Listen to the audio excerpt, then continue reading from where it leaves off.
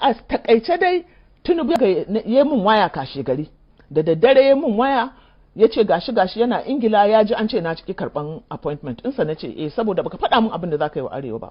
Sai ya ce min yana Ingila ya siyo min tiket in zo. Na ce masa a'a ina da kuɗin tiket ina. Na ɗauki jirgi na biya kuɗin tiket ina kashe gari na je na same shi a Ingila, amma sun kama min hotel.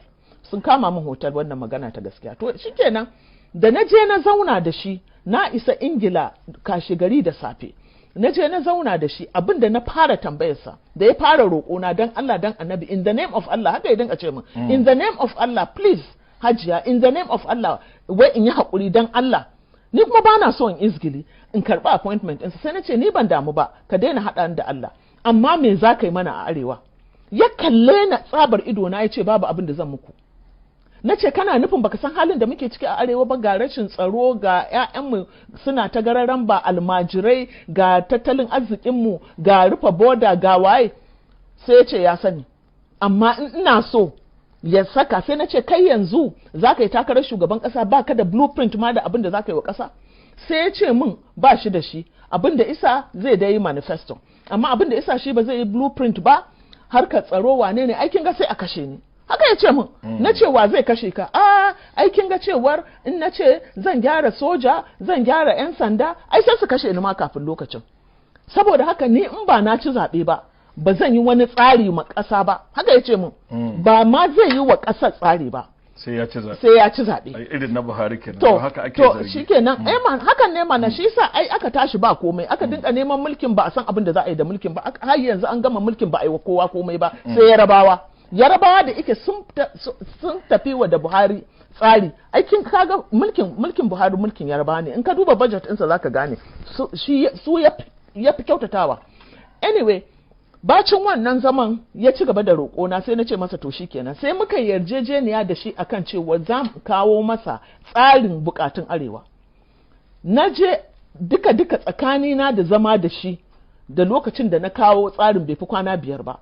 Amma da har yau rana irin ta gobe ba a sake yarda na ga Asuwaji ba a karbi wannan tsarin da na kawo ba.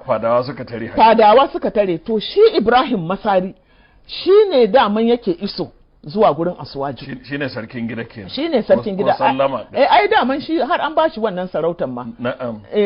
To saboda haka daga baya da naga abin ganin Asuwajin ya gagara, sai ne masa waya. Sai na ce to gashi fa tsarin da na kawo na Arewa. Sai ya ce ranke daɗe dan Allah ki yi haƙuri, an wuce wajen. Yan Rufa'i ya zo ya ce Arewa ba ta da buƙatar komai sai state police, saboda haka magana state police aka saka. To ka gani tun daga lokacin sai na ja gefe na tsaya. To ana ta tafi ina ta ganin shirman.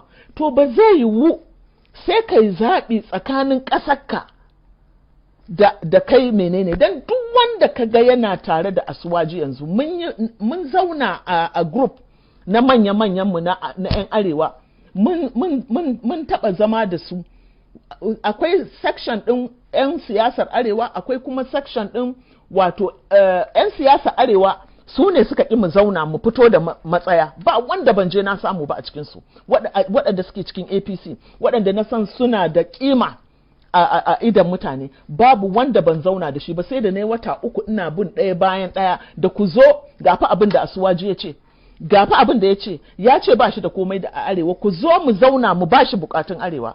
Suka ki, wata na 3 ina bin su.